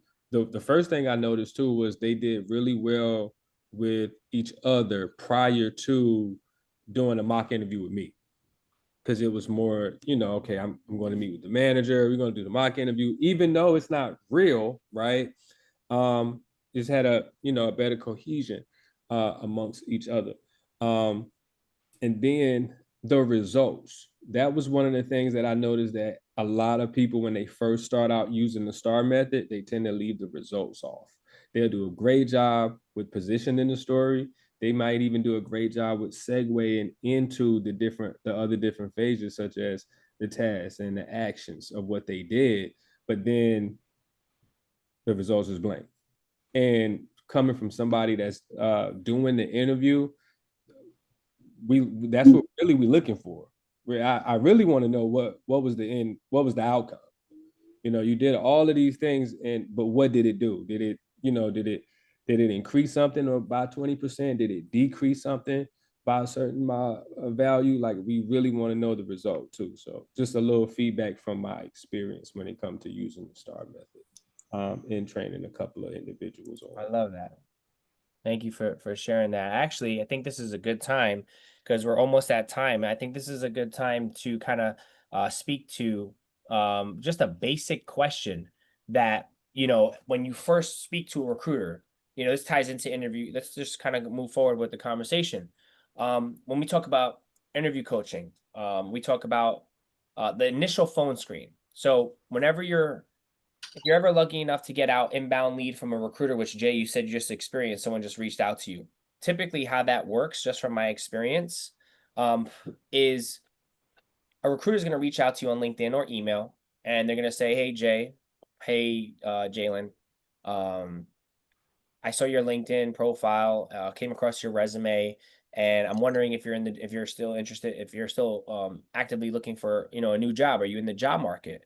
and they might put a little bit of information like those automated, like, oh, I got a client who's a, fintech company based out of New Jersey looking to hire a security analyst on their incident response team. Are you still open to new opportunities? Right. And then you can typically hit the automated response, yes or no. Right. And so you'll say yes, of course. And then if you're smart, you'll attach your resume, proactively attach your resume without having to ask if you're smart. Okay. And so then what's going to happen is you're going to get a phone call. You're going to get a phone call, and that the conversation is going to go as follows. And Jalen's going to actually kick us off here because Jalen's familiar with this script. Okay. And so Jalen's going to kick us off. But typically what's going to happen is, hey, Jalen, this is William with Tech Systems. I saw your resume. Is this still a good time to chat? And he's going to be like, yeah, of course. Absolutely. He's like, oh, awesome. So obviously I came across your profile. I wanted to learn a little bit more about you, kind of talk about the role and share with you and see if this is something you might be interested in. Great. Absolutely. I'm so interested. So Jalen, do me a favor. Tell me a little bit about yourself and what you're currently doing at Cythority. So currently I'm in a contractor position as a security analyst at a MSSP, which is a managed service security provider, where I monitor and Why don't you you can read from the script because no one else has heard it. all right. Let's start over. All right. So what do you do at Cythority? Tell me a little about what your role is at Cythority. I see that, because they're gonna be like, tell me a little bit, you're at Cythority. So tell me a little bit about that. So currently I'm a security analyst working in a 24/7 security operations for a MSSP, which is a managed security service provider. So on my day-to-day, I am consumed by incident response management responsibilities. That includes initial triage of alerts all the way through incident remediation and implementations. So typically what happens is my team will receive an alert in one of our EDR, SIEM, or SOAR tools, and that will initiate our workflow of analysis and investigation depending on the alerts. For example, a CrowdStrike detection that includes looking at a process tree, building an incident, event timeline, validated the legitimacy, I don't know, how to say the word, legitimacy and activity. So as a L2 tier 2, my responsibility is to escalate incidents where remediation is required. And then after that, I have to implement a block for particular set of IOCs that has been discovered in our environment or has been investigated. Most recently, um, I was asked to support the counter adversary operations division through proactive threat hunting. What our team usually do is use CrowdStrike to identify threat actors that may be targeting our clients or companies within respective industries. So we can identify and do hardening and proactively hunt for IOCs to better secure our organization. Okay. Awesome.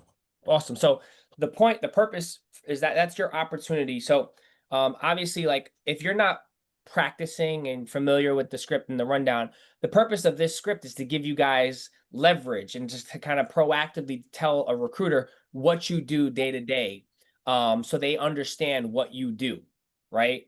It's gonna allow you to answer a lot of questions. They might have questions for you. But this is something you got to review, right? Obviously, Jalen, if I ask you, and honestly speaking, how long has it been since you reviewed this script? Honestly, there's no I'm the wrong answer. 2 months ago. 2 months. So he hasn't touched this in 2 months. So of course he ain't gonna remember what's on here, right? And so this is all about preparation. So obviously you don't want to sound robotic. You want to sound like you're reading, from a script. Now if I'm asked this question, because I've had these conversations so many times, I'm not ever going to sound like I'm reading and I'll just spitball it. But the goal is for you to provide a high level overview. So if someone's like, tell me about yourself, what you're currently doing, at Cythority, I would say, well, currently I'm a security analyst working in a 24/7 SOC for a MSSP. So my day-to-day is consumed by incident response management, which includes, triage all the way through the full incident response management lifecycle, including the remediation and the implementation. So day to day, typically what happens is my team will receive an alert. It'll either be on an EDR tool, a SIM tool, or a SOAR tool, and then we'll initiate our workflow of analysis and investigation depending upon the alert. So, for example, if it's a CrowdStrike detection, and you can see how my tone and dialect and everything is changing. I'm not sounding monotone. I'm not reading. My pause, my breath is up to par. So, for example, if it's a CrowdStrike detection, that includes looking at the process tree, building an incident timeline, and validating the legitimacy of the activity. And as a senior analyst, I'm also responsible for any incident escalations where remediation is required, right? So that includes implementing a block if there's a particular set of IOCs that was attributed to an investigation. And more recently, I've been asked to support the counter adversary operations divisions, which is having me do a lot more threat hunting. And then I explain into more detail. And I say, so our team typically does is we use CrowdStrike EDR, and we identify different threat actors that may be targeting our clients or similar companies within their respective industries, because obviously that's how we can get ahead of the curve and not be a next victim of an attack. And it allows us to identify different hardening opportunities that proactively hunt for indicators and ensure better security across our environment. So that's a little bit about what I do on a day-to-day. And so now they're gonna be like, oh, okay, great. So you're doing incident response, and I see you use CrowdStrike. Our client wants someone to have 3 years of experience using that tool as well. And so typically, like, is there ever been an instance where you had to engage a client? How do you typically engage your client? So they may ask more questions, but now they have a solid understanding.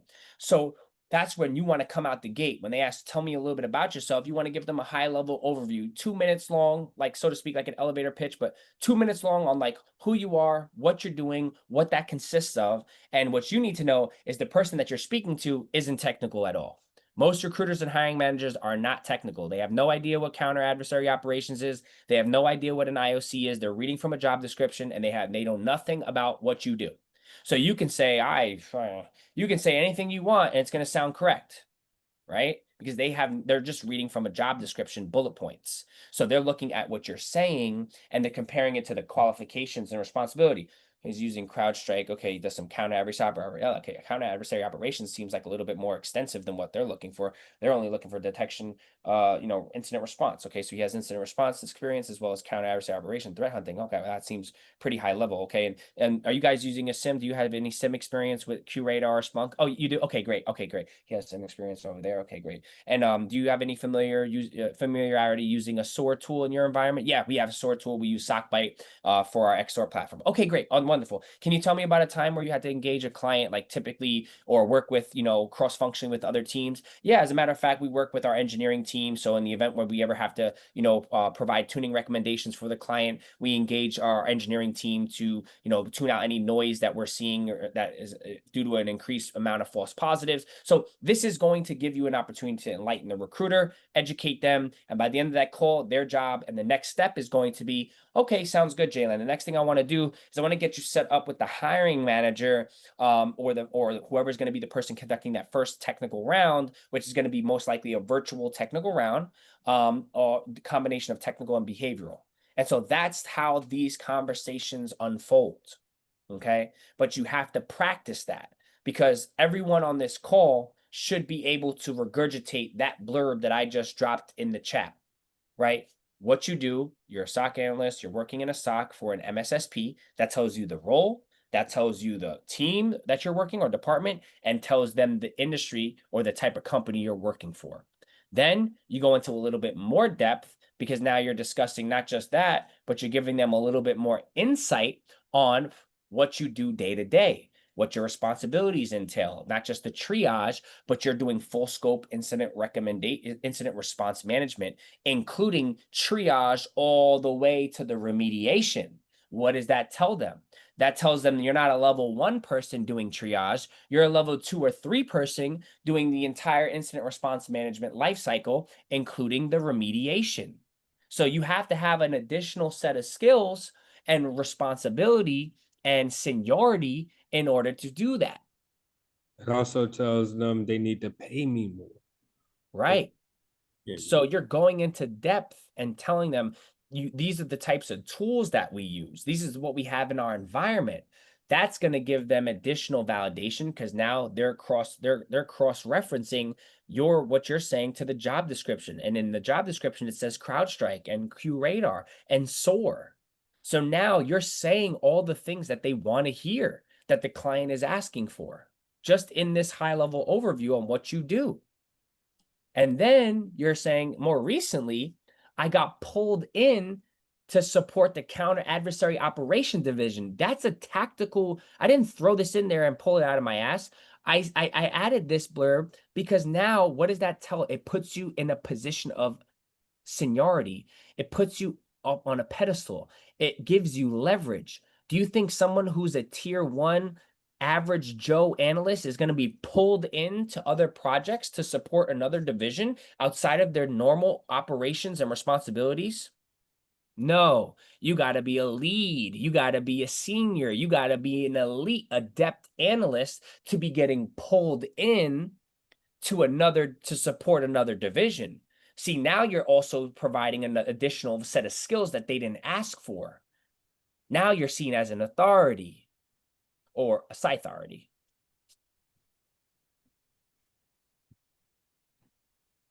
Y'all don't hear me though. No, I hear you. I got I all don't hear that. me though. I got all that. You ain't gotta tell me twice. I already got all that. As a matter of fact, if you want to ask me that question next week, the next time we meet, I'll run that back to you like I've been doing this for the I past 6 love it. weeks. Do y'all hear the conviction in Jay's voice? Like, do you hear how he talks? With the conviction?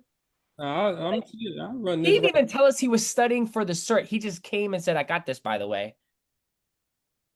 Like, that's the confidence I want everybody to have. I want everybody to have that type of confidence. And I know, some of us are less experienced, right? Jay has some experience working in a leadership position and management, right? But we're all pivoting into cyber, right? We're all coming from a different background. So, but that confidence still has to be there, right? Because Jay's selling me on shit that I'm like, I believe him regardless. I just believe him because he's confident. So I want everybody to have that confidence, right? I want to be able to at least see Dynasty's chin. She lets us get like up to her eyebrows, and then eventually one day we'll get her nose, and eventually one day we'll get her chin. Yeah, I cannot see. I have to like Dynasty, really look at my eyes, my eyeballs. Watch my eyeballs. My eyeballs are running I have across the to really chin. be up on my screen. Does she really do? Yeah. Now, Jalen, if we're lucky, he might turn on a lamp. Jalen's gonna be in complete darkness, But when he smiles, we're gonna see his teeth because he gonna no lights is gonna be on in the room. If we're lucky, he may turn on a nightlight or a lamp. If we're lucky, he's starting to come out. See, now we got a lamp on now. I'm in the back cave. I'm in the back cave. He's in hackerspace. I feel you. Jordan, his camera will never be on. He's in a cruise right now riding a dolphin. But yeah, confidence, y'all, confidence. All right. So I want everybody to review that script. All right. You don't have to memorize it. It's not a memory. It's just you're telling a story. You guys work as an analyst in a SOC for an MSSP, right? You do incident response management, which entails initial triage of an alert, conducting the full investigation, all the way through providing the remediation steps. That tells the person that you're speaking to that you're a senior person, not just doing triage and escalating it to somebody else, but you're doing the initial triage all the way through to the remediation. In addition to that, I've also been pulled in on other projects. That's power play. That's your position of being able to poke out your chest. In addition to that, I also support other projects and divisions in counter adversary operations. So now you're one of those people, if you're doing the right thing in a job, you're getting pulled into other projects. Now your CISO's like, hey, listen, yo, Jay, do me a favor. Can you come with me to this meeting? And we're going to be meeting with the engineering team, counter adversary operations, because they're conducting a threat hunt on a threat actor that just hit one of our vendors. And I want you to be in on this meeting. Right? He's not going to ask Junior. He's going to ask the guy who's getting shit done. They just did a presentation on the OWASP framework and how it's helpful to support clients and how that needs to be implemented on some of the tools and technology that they have.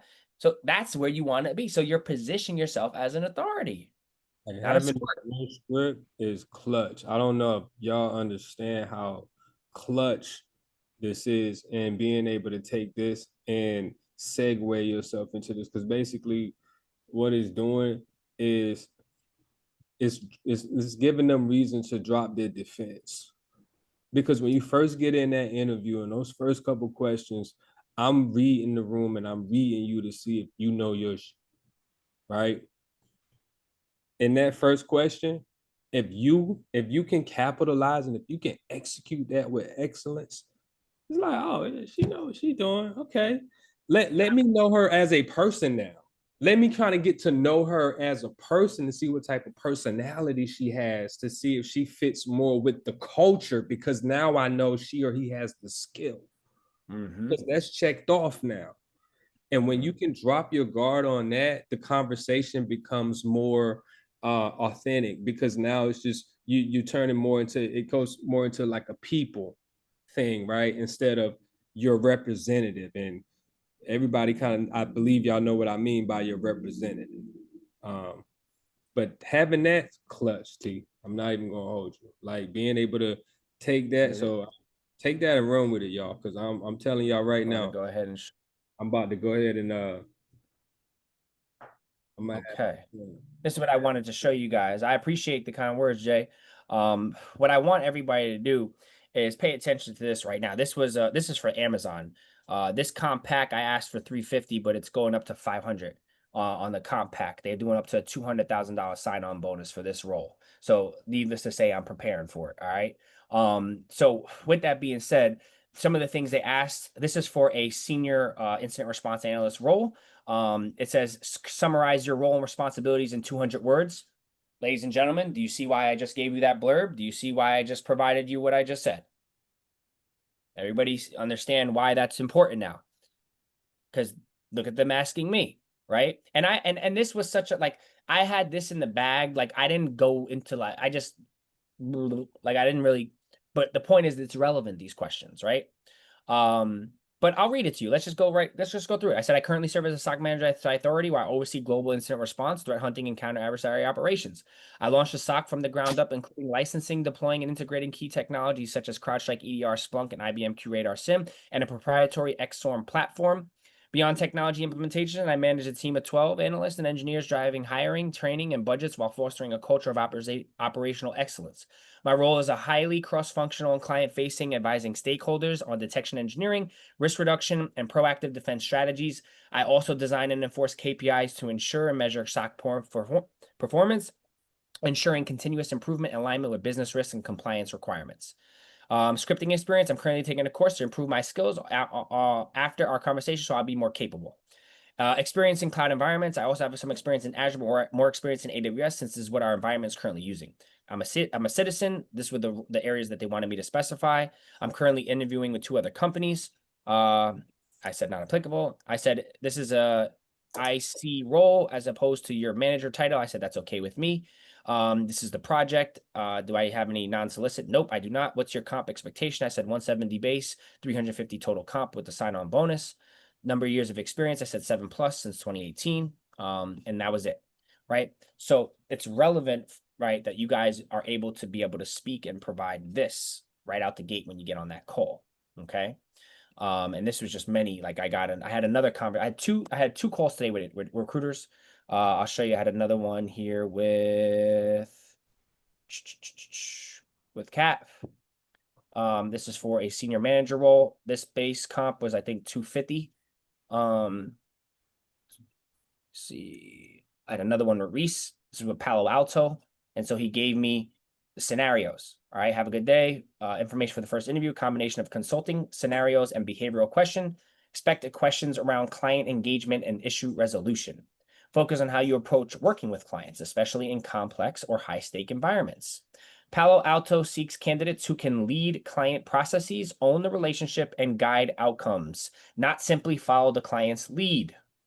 Technical skills and knowledge, Python proficiency for scripting, automation, and tasks, clear understanding of relationships with SIM and SIM platforms, strong grasp of SOC operations, including tools, workflows, and security frameworks, solid understanding of knowledge of Linux command system. Ladies and gentlemen, from what you see here, do you guys feel like you're being prepared in this program? Yes. Most definitely. That's why this is why I crack down on you guys for when I see slacking or anything. Like, because I'm like, this is what they want. This is what they want. I don't get on the phone for less than 160.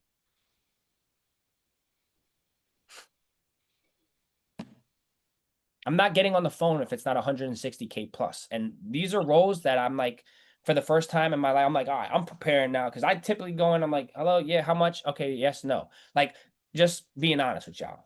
But when a role's paying 350, 400, upwards of 500K, I'm prepping for it. But you guys are getting access to the same shit that I'm training y'all for this. I'm training. I responded to the Amazon offer 350. There's a 175K base, 175K base sign-on bonus, and then up to 150K stock units. They give you up to 150. What's 175 plus 200 plus 150? Add it up. 175 plus 200K for a sign-on bonus because it's over up to 200K plus 150. That role is paying up to 525,000. Yeah. Yeah. I got work to do. You know, I got work to do. see, let me borrow like I gotta prepare. I gotta see your eyeballs, Dynasty. I need the video, Jalen. Come on. Security plus. What have you done? What's your YouTube channel look like? Because you need to be right. And here's the thing. Some of the other things that that they ask in these interviews is they want to see, well, what do you do? What else do you do? Like, explain it. Can you give me an example of a time when you went like above and beyond, or like, you know, where you have like she was telling me today, I spoke to a lady today. This one was for a senior manager role with Cat, 250 base. And she was like, the CISO who you'd be speaking to on the first round, 45-minute interview, it's going to be technical, but it's going to be behavioral. And she said she's a very unique individual. And she said she likes to see that people are, you know, just that she wants to see that people are I'm trying to remember what she said, but essentially what she was telling me is that the person who would be interviewing me, the CISO, wants to see more than not someone who's just technical. And I love when they say this because I don't want to be just graded by my technical skills, right? My technical skills are great, right? I can always be better, and there's always someone out there who's technically more technical, right? But where I shine is where they let me off, right? Where I'm off my leash and I can thrive in my ability to work with people or manage people. She was asking me about my manager. So she was saying that this CISO, she is more interested in somebody who, you know, has integrity and who, you know, can think out the box. And, you know, like, you know, one of the things she'll want to know is like, what do you do, you know, like, you know, outside of work, where like, what's something that you've done where you've like gone above and beyond, or like, you know, you've, you know, ran with a special project. Man, ask me that question. I built the entire security operations center at Cythority. You know, this was like, that's easy for me. I'm gonna run laps around that question. I can't wait to be asked that question. Oh, you want to know about a time on a project where I went above and beyond and did something, you know, outside of my normal role? Well, I built an entire SOC. I hired an entire engineering team, installed, configured, and deployed a EDR SIM XSOAR solution, have 160 people within my free community, and I manage 12 of them on a daily basis. Oh yeah, no, that's outside of my job. Sorry. What were you saying? So, guys, you guys really got to take this seriously, man. Like the posting, we got to get. No one knows you exist. No one knows you're good. Jalen, you are freaking good at this shit, man. I need to see what you're doing. Your YouTube channel. Your YouTube channel, Lexus. Are you talking about this transition? How hard it was before you got into this program? How you're just neglecting the rejections because you don't have experience. Now you're working in the working trenches day to day. This is what are you talking about this? I want to hear about it. People want to know about it. right? Right. I shared the guys a very intimate, vulnerable story about what happened with me.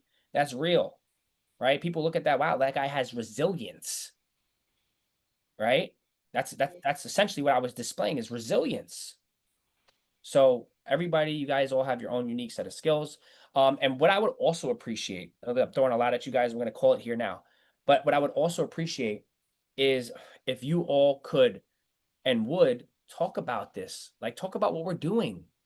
Talk about what we're doing. Share, hey, how's it going in the program? Like, what are you guys enjoying about it? Like, how is it? The more you talk about it, what you're going through, what you're doing, and how it's impacting you. If you feel like, if it's not, then I'm not. Don't you know? If you, and also, is there a room for improvement? I constructive criticism all day, but I want to hear about what's working. I want to hear about what's not working. I want to hear like people want to hear. There's eyes on y'all, but you got to post. You got to share your stuff. You got to post on your YouTube, you know, right? What's going on, everyone? Dynasty Rector here, and I just want to provide an update after my first month joining the Cythority team. It's been absolutely amazing just getting access to the environment. There's a huge learning curve, but I'm enjoying every step of the way, playing within the tools, really getting acclimated to the team and all of the workflows. So if you guys are interested in breaking into cybersecurity, I would love if you gave me a follow. Hit the subscribe button because I'm going to be posting content on a weekly basis and hopefully hoping to inspire and help somebody who is looking to break into cybersecurity just like I am. So stay tuned for more and follow me on this page, right? That right there goes a long way. And then just dropping some gems on the NIST cybersecurity framework you're going to be curating. All this stuff, man. All this stuff. Every scenario, every opportunity, every shift is an opportunity to leverage and learn and be able to speak to. You got to have stories. You got to have stories. You got to have stories. So now here I am going back 3-4 years of like, well, what did I do in that investigation when I stopped that ransomware attack and saved the company a $45 million contract? Yeah, it happened. Now I have to go back and be like, what the fuck did I do? I don't remember what the fuck I did. All right, I remember that alert. And it was me. I responded to an alert on night shift by myself, saw the anomaly and was like, oh shit, this doesn't look good. Let me escalate this to the client, let them know aware of it. And guess what happened? We were on a bridge call for 2 months. And you know what happened effective immediately? You guys want to know what happened effective immediately after I caught that? I was promoted to senior analyst over a guy that's been at the company for 12 years and another guy that's been for 5, and I was there for 8 months. Hello. And they were full-time and I'm a contractor. Now they report to me just because of that.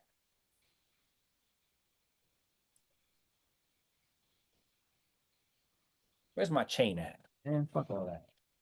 Yeah, put the damn chain on, you know? Man. Slap that on, you know? So, everybody cool? Everybody good? Yep. Fuck motivation, discipline, and consistency. Discipline and consistency. I'm not here to motivate you guys. You know that. I'm here to lead you to the promised land. Jalen has his light on. I think we're getting a video tonight, baby. All right. Any last remarks? It's 9 o'clock on the dot. Any last remarks? I know we didn't do a threat hunt tonight. I think this was way more better use of our time. So, but you guys can always go into the tool, do some stuff, work around, just again, CII, PII, protect us at all costs. Sanitation. All right. Yes, and I did link my resume. Thank you. Thank you. You do the same thing too, Lexus. And if you guys ever need me to review, hey, look, I want to post this. Is it good to go? I just want to make sure there's none. And feel free to send it over as well. I'll give you another set of eyes. And we take it from there. Okay. Should we send it in the Slack channel What's that? if we wanted you to review a post? Yes. Or Anything related to the program, please send in the Slack channel. If it's something you want to talk to me about personally, like you could always reach out to text me and say, oh, you guys have my number. But I want anything related to the program in the Slack channel or sent to me directly, just in Slack, right? Okay. Because that's where I look for those things, right? Yes. That's where that's that. All right, cool. Good night, everybody. See you all next week. Obviously, I'm available and we'll be following up. making sure that your documents are good to go. I need everybody who is still onboarding the recordings. Like, you guys got a lot of work to do. You have the recordings to do. You have your LinkedIn, your resumes to do. Once they're sent to me, I review them, give them back to you, and then you're pretty much good to go. You have your LinkedIn profile job search strategy to implement, which is connecting with recruiters, 500 connections within the first 30 days. You have a lot to do, right? And it's important to get off on the right foot. So don't lollygag around and then, 30 days, right? Nah, this is strategic. Follow the frame strategically, right? Strategically. I ain't gonna lie, get them videos done. They a real big help. I bust my ass getting them done though, but I got them done. But it's a big help. All right, guys. I'm gonna let you all go. Jalen, can you hang back with me for just a minute? I want to wrap with you. All right. Everybody else good to go, and we'll, if you need me, reach out. Already, y'all have a good Good night, everybody. Good night, Night. everyone. Night.